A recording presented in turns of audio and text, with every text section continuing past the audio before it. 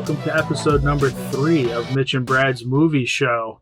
I hope you've enjoyed the first 2 episodes. We discussed some pretty solid movies. Spider-Man No Way Home, followed by West Side Story.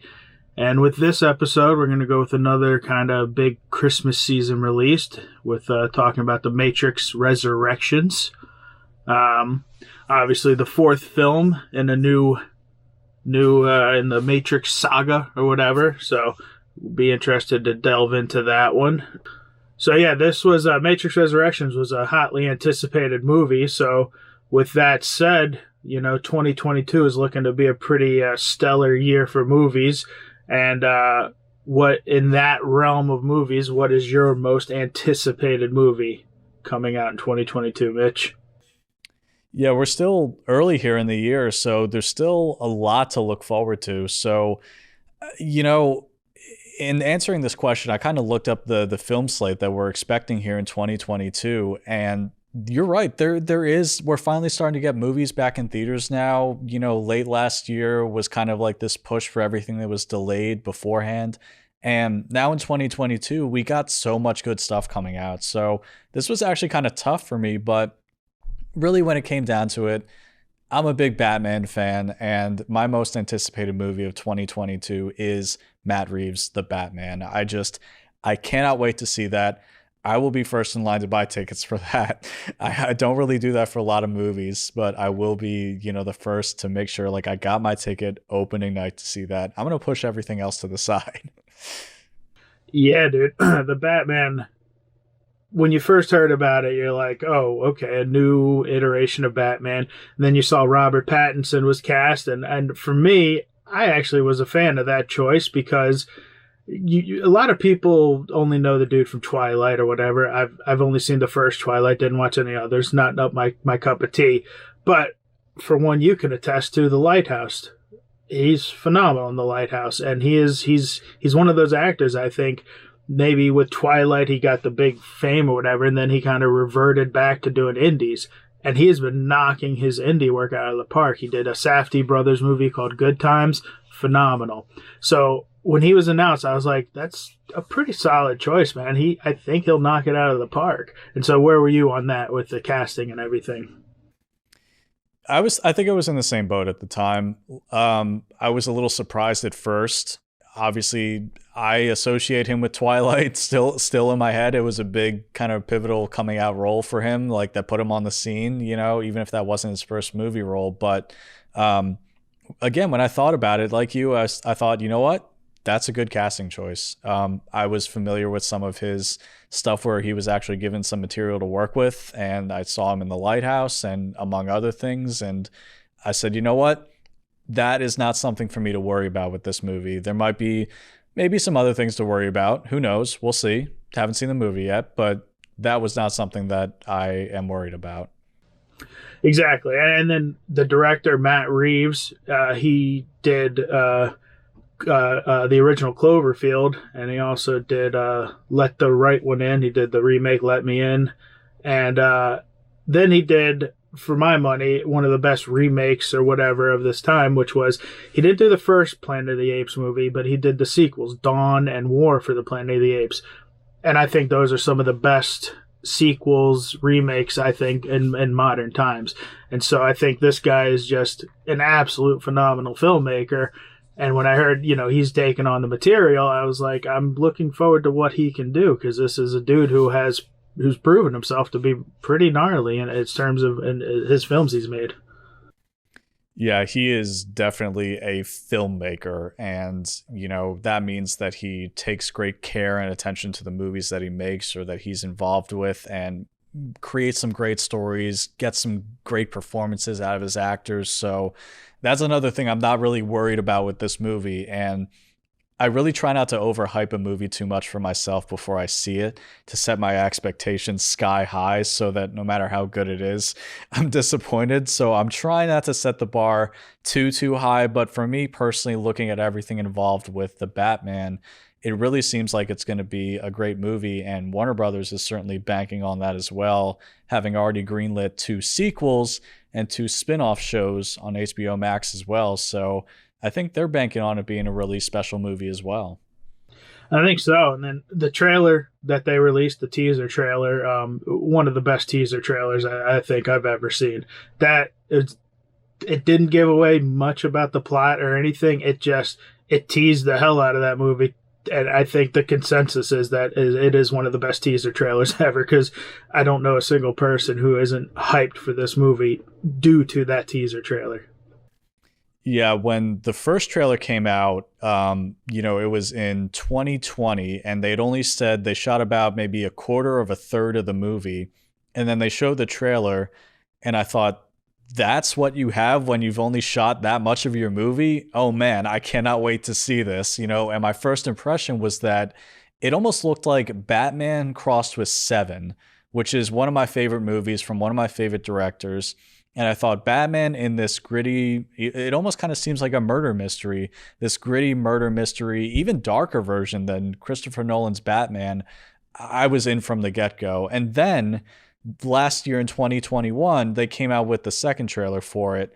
And it was at this DC fandom event where they kind of show all these future looks at big DC projects coming out.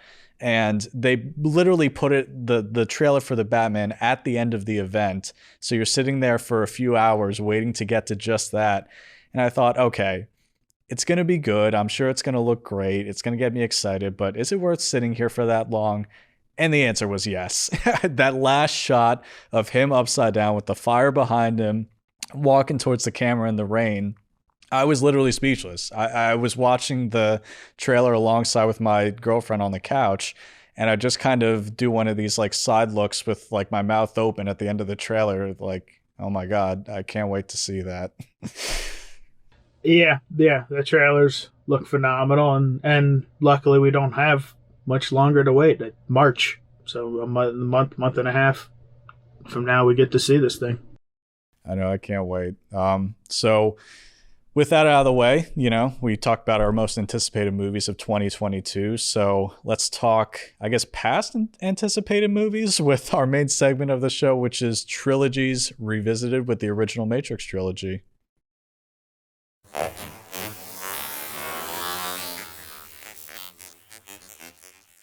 So our main segment here on this episode of Mitch and Brad's Movie Show, we're talking Trilogies Revisited with the original Matrix trilogy, which I guess is no longer a trilogy now that we have the Matrix Resurrections, and it's kind of grouped in there as a quadrilogy now, but I digress. So we're talking original Matrix trilogy. Does it hold up? Positives, negatives? What do you think about them versus going into this new one? Looking at them just as the three movies by themselves. Brad, just some, kind of first thoughts about the original Matrix trilogy. Yeah, well, the first Matrix still holds up as one of the greatest things ever created, without a shadow of a doubt. It changed filmmaking. That's not something that happens very often, but come 1999, it changed the way special effects and in-camera special effects were done. I mean, if you think bullet time and all those things were done as special effects, they were done in camera. They were done with a series of cameras in a semicircle taking still frames each way, and that's how those shots were done. And so the first movie, it'll hold up forever. It'll hold up forever as one of the greatest pieces of cinema ever made. The sequels, I enjoyed them for what they were. They were nice to look at. You start watching them, you realize the script for those sequels got a little away from them. It got a little too, I think I'm too smart for the audience-esque. That's the writing really got away from them. So, I don't know. Did you rewatch them before you saw 4? And then what were your thoughts? I did, because I read a review for The Matrix Resurrections before seeing it, and the person said that this one reflected back heavily on the previous movies. So I'm always up for watching the Matrix trilogy for no reason. So having a reason now to just go back and re-enjoy them again before seeing this one, and just kind of having it fresh in my mind, not that I really forgot a lot of details from them, but just having them fresh in my mind before I saw the Matrix Resurrections, I did go back and I watched the first 3. So maybe if we go kind of movie by movie, because it is almost kind of like a progression of maybe the level of quality or what the story's about or what the messaging is or the level of action. So in terms of the first Matrix movie, I think you're right. It is groundbreaking. It almost to me reminds me of Jaws, where people started to kind of question their own reality after watching it, where it was so transformative and it was such a game changer that when Jaws came out, people were afraid to go in the water. They didn't want to go because they thought giant sharks were everywhere eating people. And I almost feel like the same thing happened when The Matrix came out, that it made everyone question the reality. Are we actually plugged into a computer simulation? And I just think to do that, that shows you just how big of a movie and how big of an impact the first one had. Without a doubt, yeah. I mean, the first one, I remember I was in ninth grade, which, you know, I'm a couple years older than you, so. But I remember I didn't get to see it, yeah, a little bit. I didn't get to see it opening weekend, but I remember that Monday, because everybody knew I was the movie guy. Everybody in school, I was the movie guy, obviously. You know, obviously the jock as well, as we've previously said, but, you know, the movie guy first. And they came up to me like, "Did you see that movie?" I'm like, "I didn't get the chance to see it this week." They're like, "Dude, oh my god, it's the greatest thing. You have to go see it." And they started like detailing scenes to me, to which I was like, "All right, shut up. I want to see the movie. Like, don't detail scenes to me." But the one scene that was, they really went into detail, which was the scene on the roof after the bullet time, where Trinity is like, you know, dodge this with the gun and just shoots the guy. And that was the first scene that anybody ever like told me about. And then so I did eventually go see it, I think a couple of days after that, and the reviews, everything, they held up. It was, you remember that time in the theater, because that was the very definition of a big screen movie. That was something. If nowadays, you know, even with Matrix Resurrections, people are probably watching it on their smartphones. Matrix was a big screen movie. And even a couple years ago, they re-released it in Dolby Cinema at AMC. And I took a couple of friends to see it, who one of them who hadn't ever seen The Matrix. And I turned to her and I said, "You know, I wish I had your eyes right now. I wish I could experience seeing The Matrix for the first time ever again." And she loved the movie, as obviously. So that first movie is just, it's iconic. Yeah, I think you're right, where I wish I could kind of see it with fresh eyes again, where because the story was so out of left field and mind-blowing and kind of relevant to the times, and really still is today, but it just, you had no idea. If you went in with no expectations, your mind was probably blown watching that first movie. And to be fair, again, talking about our age difference, I was a little younger when it came out. I was 7 at the time, so I couldn't go see it in theaters, but I remember the popularity of it. I remember seeing it on home video later, a few years later. Obviously, I couldn't really still see it even when it came out shortly after on home video. But so I guess I kind of had some things spoiled for me in terms of the general story and what was going on. But it still stuck out to me as a game changer, even back then, just remembering people talk about it and just obsess over it. And again, question their own reality. Are we all actually plugged into a computer simulation right now? So it just, I think, I'm not saying it's perfect, because I don't think any movie is really perfect, but in terms of balancing the action with the story, with the characters, with the visuals, it definitely still holds up today, 100%. Right. And so with that said, were you old enough to see the sequels in theaters or no? So I don't think I saw The Matrix Reloaded in theaters. I did see The Matrix Revolutions in theaters, but, you know, that's a good segue to talk about the sequels. And I think these get a lot of flack, and I understand where the criticisms come from with the Matrix sequels, but I will say at the end of the day, they're still better. Like, a bad Matrix movie is still better than an average sci-fi movie. You know, it still has a lot of ambition. It still has a lot of interesting original story ideas. And say what you will about the story and the writing of the Matrix sequels and the originality, and compare it to the first one, which was great. But you can't deny that the action is great in the Matrix sequels, and I will staunchly defend that against anybody who says otherwise, where focusing on the Matrix Reloaded, you have the highway chase scene, Neo versus all the Agent Smiths, which I get the CGI doesn't quite hold up, but and there are others as well, but the fight scenes in the sequels, the action, that 100% holds up. And that's a testament to the Wachowskis. I've never actually gotten that correct, Wachowski or Wachowski, but to them as filmmakers, because they are visual storytellers. And I've enjoyed every one of their movies, and their movies have gotten more critically reviled. I think that's the right word, more critically hated as time has went on. But I've appreciated the visual storytelling that they put into their movies. And Jupiter Ascending, great movie, no. Visually impressive, 100%. Speed Racer, great movie, no. Visually impressive, 100%. Matrix sequels, great movies, no, especially in comparison to the original. Beautiful to look at, 100%. Absolutely. And with their other movies that they've done, I'd much rather a director take a swing and a miss by trying something original or making something look different than everything else out there than just the same old thing that we've been getting, a seventh sequel in a franchise to something that eats up the box office dollars. I would rather, yes, Jupiter Ascending was a miss, but at least it was an ambitious miss. You know, at least they took a shot and actually tried something original and went all the way out there. And I always applaud directors for that, even if the movie doesn't quite work out, because when they do, you have a movie like The Matrix that everyone just loves and says how original it is and just stands the test of time. People will still be talking about that movie in 50 years.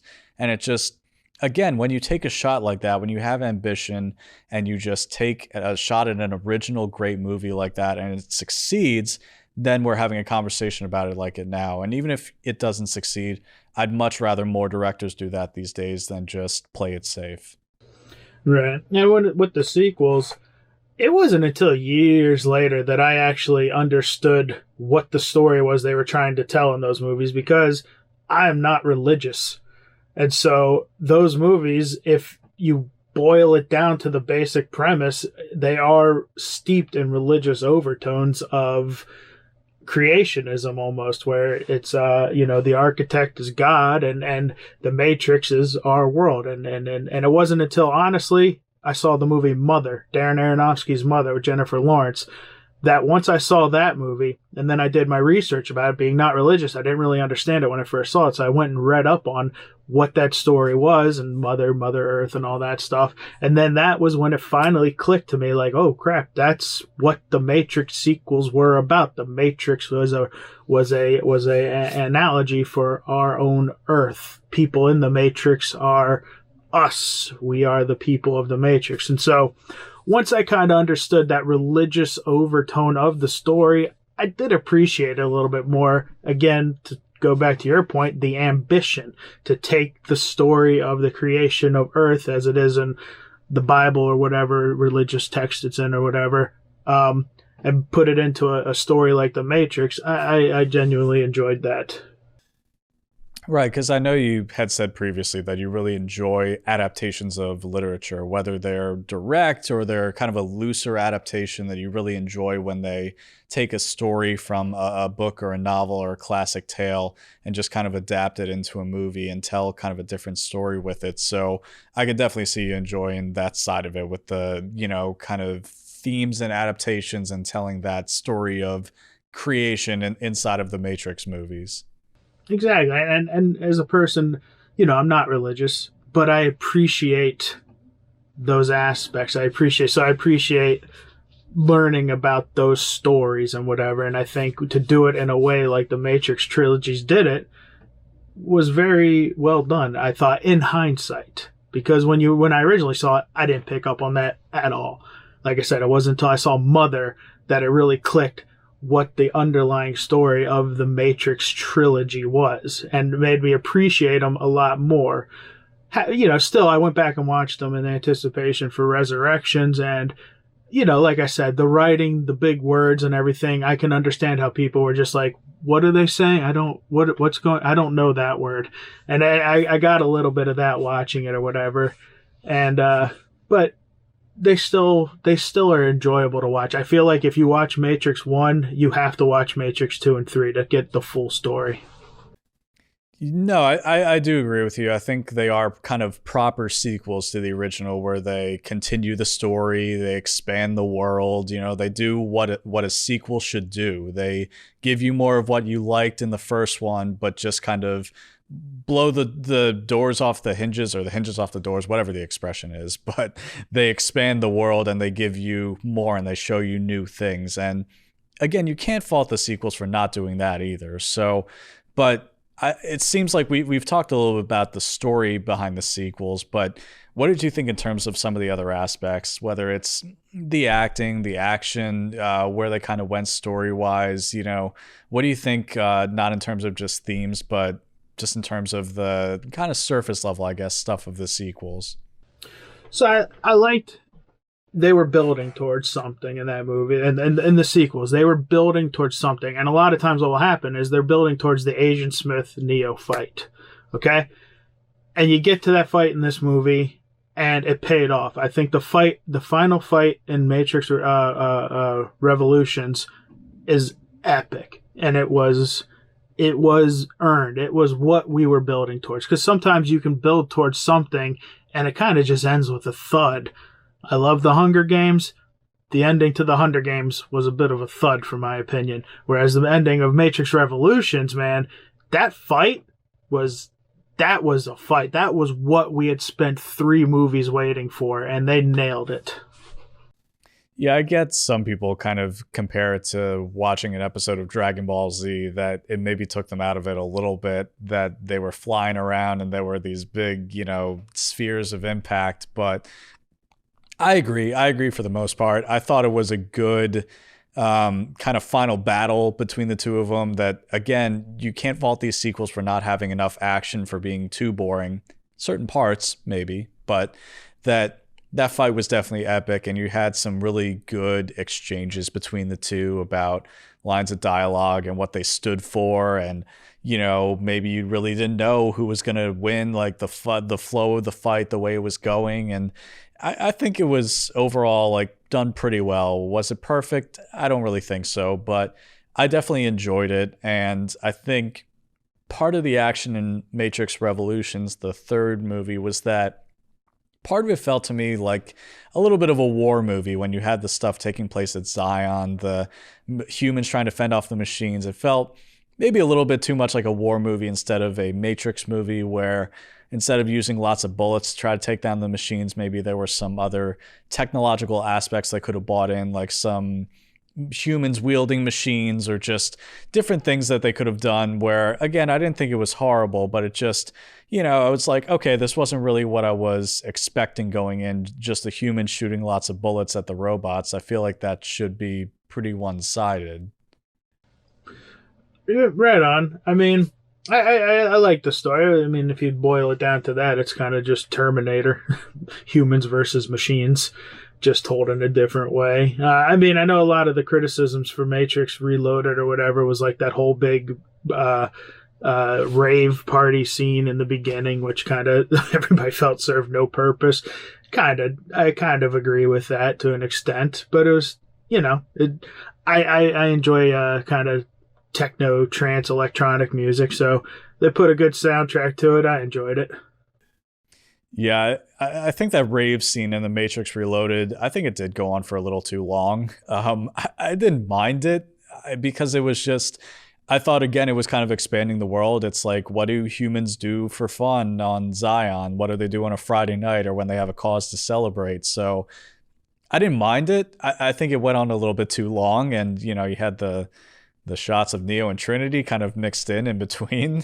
So it was a little odd. But then again, it was just, again, the Wachowskis, you kind of confuse me now about how to say the name. But it was them, again, trying something a little bit different. So I don't really fault them for that. But again, in The Matrix Reloaded, when you have the action taking place, again, I don't really think you can fault the movie for that. I think that's something it does very well. And a couple of fights I left off of when I was talking about ones before, where Neo kind of versus all the different people in the weapons room, and again, Trinity and Morpheus kind of on that highway chase scene, because it's not just one scene that takes place over like 4 or 5 different scenes, and they're all great and action and suspenseful. So again, I think these films do a lot of things right. The sequels compared to the original, you know, you don't have enough good things to say about the original, but you know, the sequels were still original in their own right and still did some things right, I think. Yeah, without a doubt, I think they told a complete story. Which I guess now that there's a fourth, I guess you can't say it's a complete story, but they like I said, you can't watch one. If you watch one, you have to watch 2 and 3 to get the whole story and get the whole arc of Neo and the whole arc of Trinity and the whole arc of every character in these movies. And for 2, yeah, the big set piece was that highway chase scene, which I believe was filmed on a highway that wasn't complete yet, if I remember that correctly. Joel Silver, the producer, talked about that. They were able to take like a full week or something to shoot that scene, because they were able to get a piece of highway or freeway in California that wasn't open to the public yet, and that was cool the way they did it when the trucks crash into each other and they used the bullet time thing to. So, I mean, if you take these movies as a series of gnarly shots, you can point to several shots from each one of these movies where you're just like, that's impressive filmmaking. 100%. And like I said, I didn't really need a reason to go back and watch the original 3. I thought, you know, they were enjoyable regardless of whether or not there was a new movie coming out. But that's a good segue into our next section, which is our new movie review of the week, which we cover Matrix Resurrections in.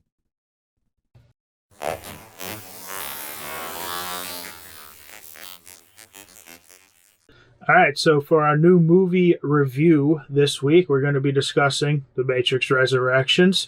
So we already went through and discussed the original trilogy.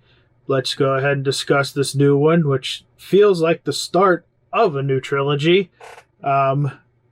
First and foremost, enjoyed, didn't enjoy it? If you were just to give your thumbs up, thumbs down, 1-word review, 2-word review, sentence review, what would you say? It's gonna be a no from me. I really hope we don't get another trilogy based off of this one. Right on. I didn't mind it. I'm not gonna lie, I didn't mind it. I was enjoyed. My eyes were on the screen the entire time. I liked that it wasn't just The Matrix again. I thought it felt like a completely new movie or whatever. So yeah, did I think it's as good as the original 3? No, I didn't think it was as good as the original 3. Did I enjoy it as a new Matrix movie? Yes. So with that said, where were your issues? Let's break it down. What didn't you like? Well, now that we got our initial impressions out of the way, we're going to tag this with a little spoiler warning because we're going to do a deep dive into this movie. But you know, first and foremost, my biggest complaint was that it was way too meta, that it just was way too modern and cheeky and, you know, breaking the fourth wall. And I just thought it took me so out of it, where at least the original Matrix movies were relevant to the times and they kind of talked about a lot of the issues that people kind of have in real life with technology and all these different things. But this felt like it was just winking at the camera way too much.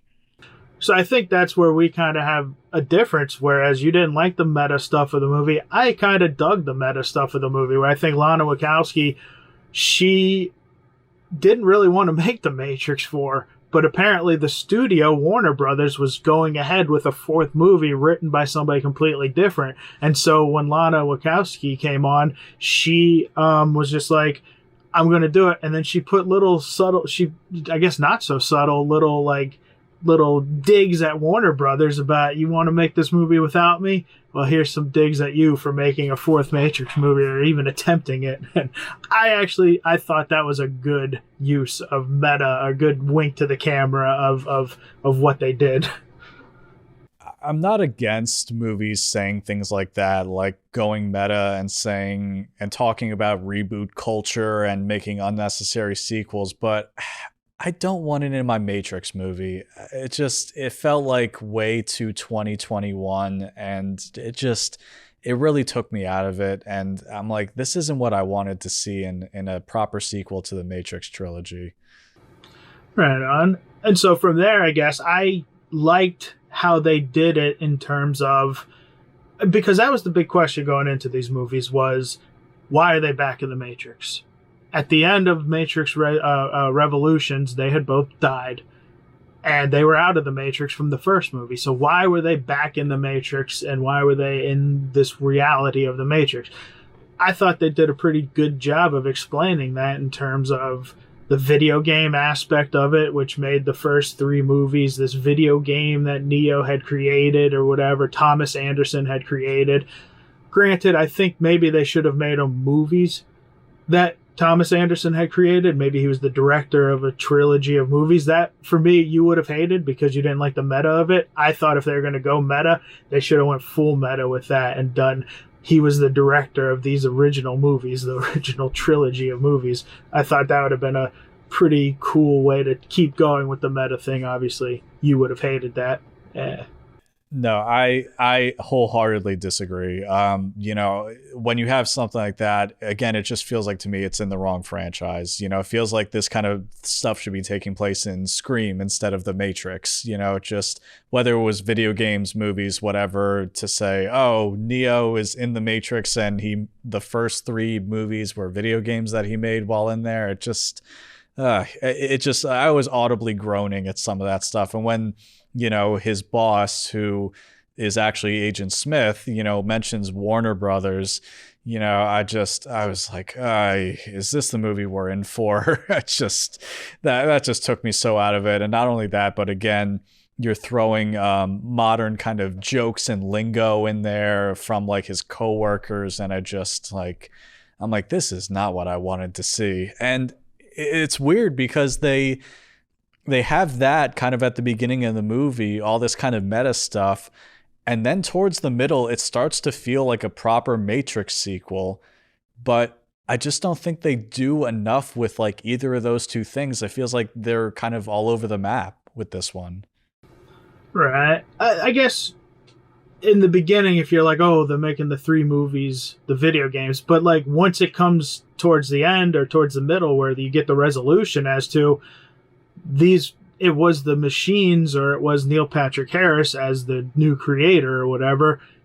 Those movies, everything happened, but it was the way they got him back into the Matrix was by making him remember. He still was able to remember what had happened, but they say it I think in the movie about how like, is it a memory or is it, every things feel like a memory. The video games feel like a memory, even though they were just video games. So I feel like they properly explained that the video game aspect was the machines essentially controlling Thomas Anderson and making him within the Matrix, their video games, but they actually happen. They're a way of controlling Neo and keeping Neo within the Matrix, which I thought was a good.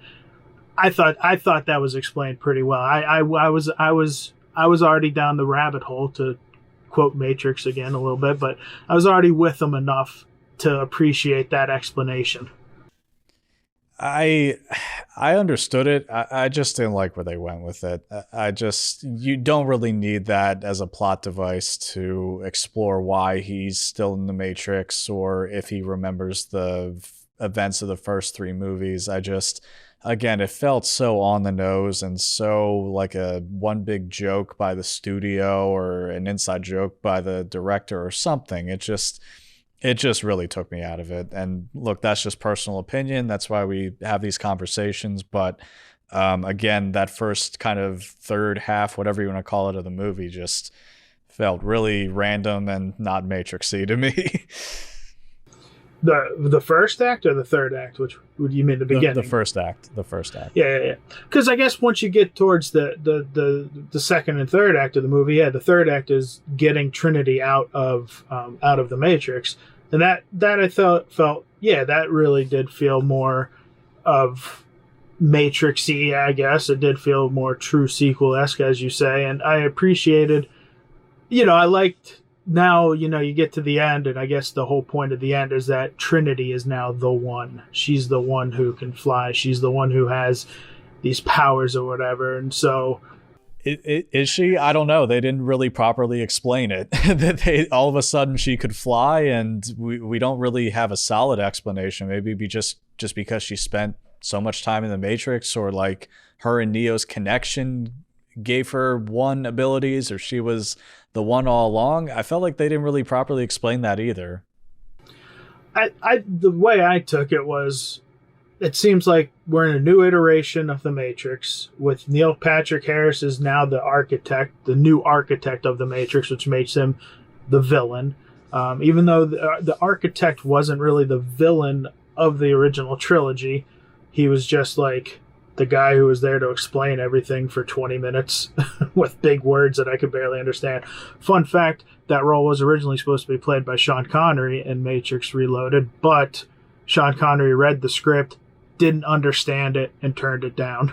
So that's an interesting fact about that movie.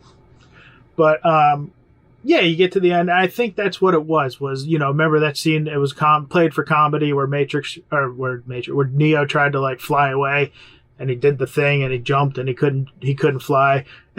and then in the end, they jump off the roof, and it's Trinity who catches Neo. So that's kind of how I took it, was she's now the savior, and it makes sense that it's more of a female empowerment type movie with Lana Wachowski coming on, being the crafter of this chapter. So, talking about Neo and Trinity, that brings me to my point of what did you think about the characters in this one? Because obviously it's a mix of new characters, returning characters, and I'll just start by saying that Neo and Trinity, Keanu Reeves, Carrie-Anne Moss, I think they fit seamlessly back into their roles, that I couldn't really fault them, their acting or their performances. That I was a little worried that with Keanu Reeves' kind of beard and hairstyle that I was just going to see John Wick instead of Neo, but I think they both did a good job, and I can't really fault them for what I didn't like about this movie. But what did you think about them and maybe some of the other characters as well? Keanu Reeves is one of my favorites. I don't think that guy will ever make a movie that I don't enjoy him in. I just absolutely love Keanu Reeves. Carrie-Anne Moss, you don't see very much of anymore, and I don't know how to say it other than she's aged gorgeously. She is still insanely gorgeous, and so she's still a phenomenal actress, and she's just, she fit perfectly back in the role of Trinity, or Tiffany, if you will. And so for the supporting characters, yeah, sometimes the supporting characters can come into a movie and you feel like they're trying to live up to the performances of the original.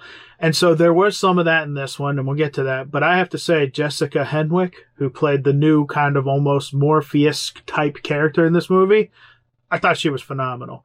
I didn't feel like she was trying too hard to be this character. I thought she did a great job in that role.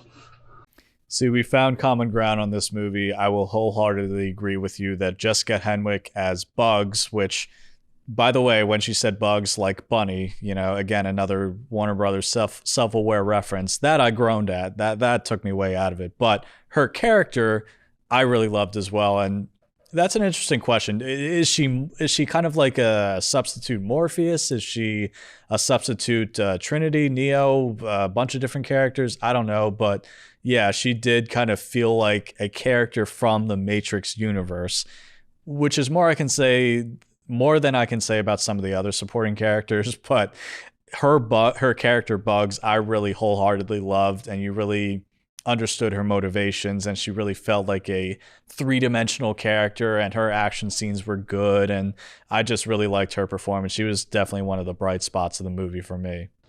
Without a doubt, because a lot of times in movies like this, where like people step into an iconic franchise, it's not the acting, I guess it is the acting, but it's like you feel from the actor how excited they are that they're in a Matrix movie, and it comes across as like artificial or not real in the performance. Whereas Henwick, she just felt like part of the movie. She felt like she wasn't trying too hard to nail the role. She just felt like she was part of the franchise, not somebody stepping on the scene going like the fat guy in the movie who was like Keanu Reeves' like friend or co-worker in the movie.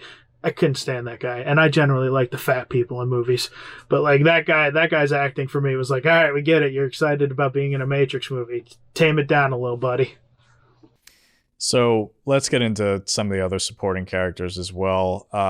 Ones that we might differentiate again on are new Morpheus, so to speak. It's a little muddled, and Jonathan Groff as Agent Smith. What did you think about those two? I didn't really like New Morpheus because I was expecting him to play it like Lawrence Fishburne, who I think gave an iconic performance as Morpheus. And when you went into this movie originally, when you heard about the cast and you saw Lawrence Fishburne wasn't coming back, you're like, what the hell? Then you see the trailer, you get that Yahya, I'm not going to pronounce his name, I'll just call him Yahya. It's Yahya Abdul Mateen. Yahya. Okay, so Yahya, I'll call him Yahya. Great actor, obviously. Won an Emmy, I believe, for Watchmen TV show, whatever. Phenomenal actor. And I was expecting him to play a younger Morpheus, and in the confines of the story of the movie, that's not who he's playing. He's playing a different coded version of Morpheus, so obviously it's going to be different. But because it was so different, it took me out of actually kind of enjoying his performance. Yeah, I'll mostly agree with you on that. I think the problem was they kind of marketed him as playing Morpheus in the trailers or the posters or in press tours, whatever it is. It's like, oh, he's playing Morpheus. And you're thinking, okay, they're going to explain how they brought him back. They did the same thing with Neo and Trinity. Like they brought him back to life and put him in a younger body. Like this is Morpheus. This is the guy that we've been watching. And that wasn't really the case. I think that kind of set some people up for disappointment, including, it sounds like, you and me. And with that said, I didn't mind his performance. Again, it's just I went in expecting him to play Morpheus, and we sort of got a version of that, but it was a little bit different. Again, it felt slightly off as a Matrix fan for who he was playing. So it just, again, a good performance, but he wasn't Morpheus. Exactly, 100% agree. And now for Jonathan Groff as Agent Smith, I like Jonathan Groff. I like Mindhunter. I like Hamilton. I'm a Jonathan Groff fan. So kind of he could go. I thought he did a good job. I thought he did a good job with the mimicking of Hugo Weaving's performance as Agent Smith. Now, again, his performance, phenomenal. The writing of the character maybe left a little bit desired because I didn't really understand why he was the good guy and saved them at that one point where he saved them against Neil Patrick Harris. I didn't really fully understand that part. I need to watch it again or whatever. But taking it just as a performance thing, I thought Jonathan Groff did a good job. I'll agree with you there as well. I really enjoyed his performance, and I enjoyed, because again, he was more kind of in line with the character, the past iteration of the character he was playing. So this was more a classic kind of, this is Agent Smith in a new body. So I did enjoy his performance. I enjoyed that aspect of his character, and I thought he did a really good job. I just, again, I kind of agree with you.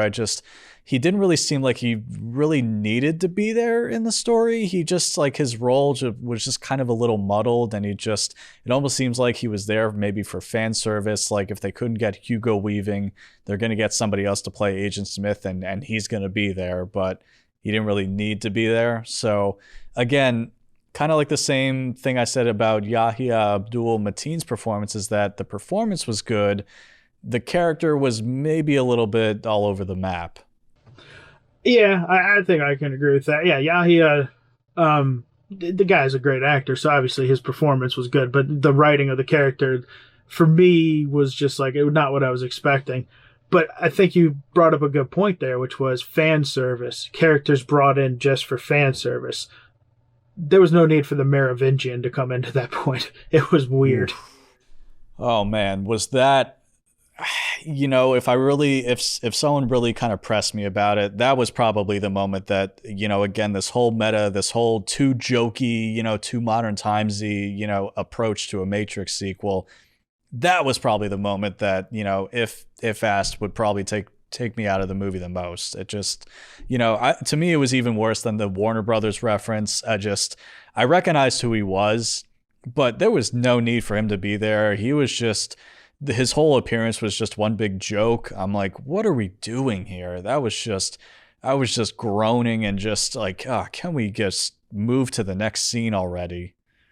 Yeah, it was weird. I mean, I understood the setup of the scene. It was supposed to be these computer programs, I guess, that Neo had defeated or something, and then they're all disheveled now because their lives were ruined within the Matrix or something. But yeah, it did. That was a scene that you're just like, it was exactly what you said. It was played too much for comedy that it took you out of what the scene was truly meant to be about. Like, call me crazy, but I don't want jokes in a Matrix sequel. Like, you have your jokes now and then in the original trilogy. They weren't devoid of humor, but they were almost kind of like dry wit, sarcastic, black comedy maybe a little bit. But this was just, this felt like playing for laughs from the modern audience. This felt like just, begging them to laugh at things that are on the screen. It felt so desperate. Yeah, yeah. So to top off with the big kind of supporting character was Neil Patrick Harris, another phenomenal actor who I don't think is capable of giving a bad performance. I'm a big Neil Patrick Harris fan.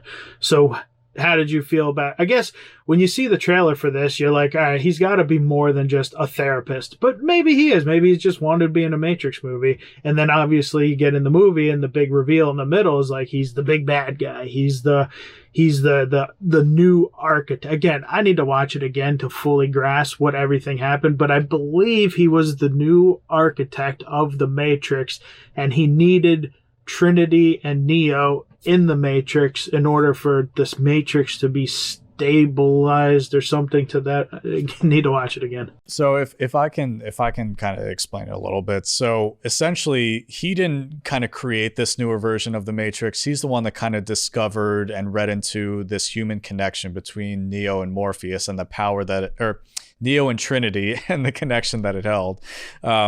So basically, he kind of was the one who discovered whenever the two of them got together, they had this strong connection that gave off this energy or kind of distorted the Matrix or just, had this powerful effect. So he basically convinced, I guess, the architects of this version of the Matrix to let him do whatever he wanted with the two of them and keep them together, but not too close together to really make this version of the Matrix the best one yet. I think it just, again, a little bit of a swing and a miss with where they went with it story-wise or the writing or how they explained it. It just, it got a little muddled. But going back to Neil Patrick Harris as the analyst, again, I don't think you can fault the performance here.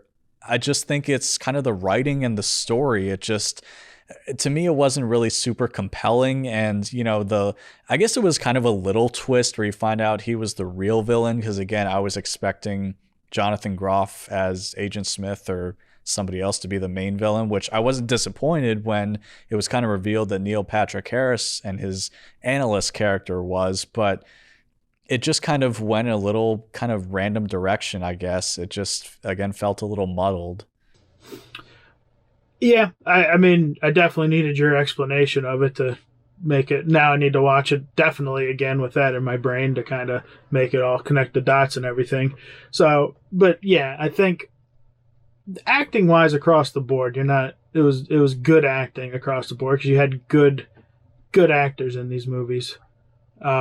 So, I really appreciated that the Morpheus character in this movie, like we said with Yahia or whatever, his performance was really good, but it was a different Morpheus character than what we had seen. So that, for me, it did take me out of it slightly because of that, because he was more talkative, he was less of a monotone or whatever. The opening of the movie was, a little weird too, where they just redid the opening of the original Matrix, but with different characters.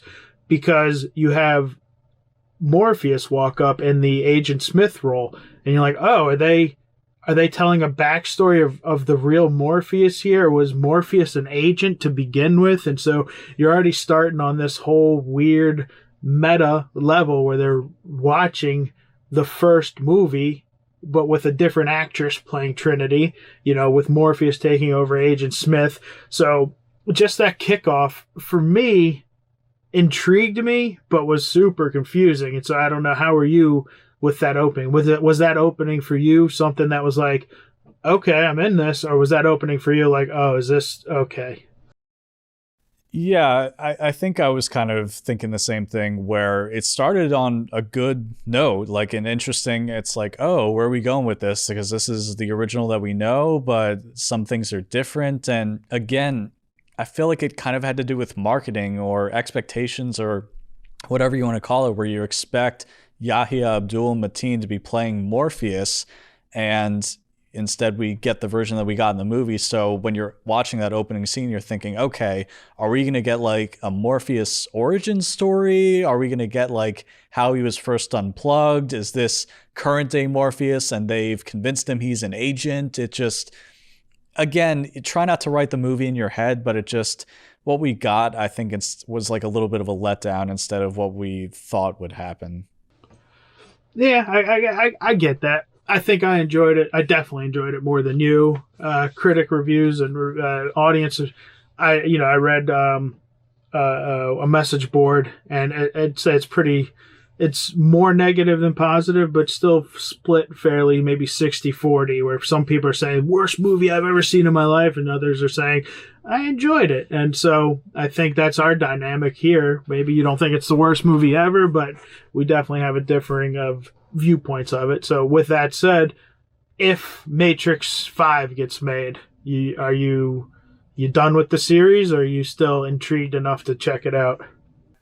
I think I'm done. I think this one is unnecessary, and they should have just left it alone as the original trilogy. And this is just so tacked on and unnecessary and disjointed from the first three, at least for me personally. And if they continue making sequels, I won't be watching them. I think this is an exercise in when studios need to learn when to leave well enough alone, that if you can make a divisive sequel to something that didn't need to be made, that makes a little bit of money, that maybe for once you just don't do it. It's just, I just don't think it's necessary. Right on. And so for this one, you went to the theater to see it, I believe, right? I did, because I wouldn't say I had high hopes going in, but I was definitely interested in seeing this. I wasn't going in with a negative attitude or thinking that, oh, this didn't need to be made going in. I was cautiously optimistic. I didn't want to set the expectations too high, or I didn't want to go in thinking it was going to be a bad movie. So I did want to see it on the big screen, because I thought visually, again, like we talked about earlier with the original trilogy, visually, I knew this was going to be impressive. And if it turned out to be a movie that I really enjoyed, that I really liked, I would have been glad to see it on the big screen. Unfortunately, I just, I didn't really like it. I didn't say I hated it. I didn't say it was the worst movie I've ever seen. If you asked me yes or no, would you recommend or did you like it, I'd have to go with no. Right on. I had every anticipation of seeing it in the big screen, but time got away from me. So I ended up watching it on HBO Max, which wasn't a bad way to watch it, in all honesty. I had watched the previous three on my TV, so watch this one on my TV. I'm not poo-pooing.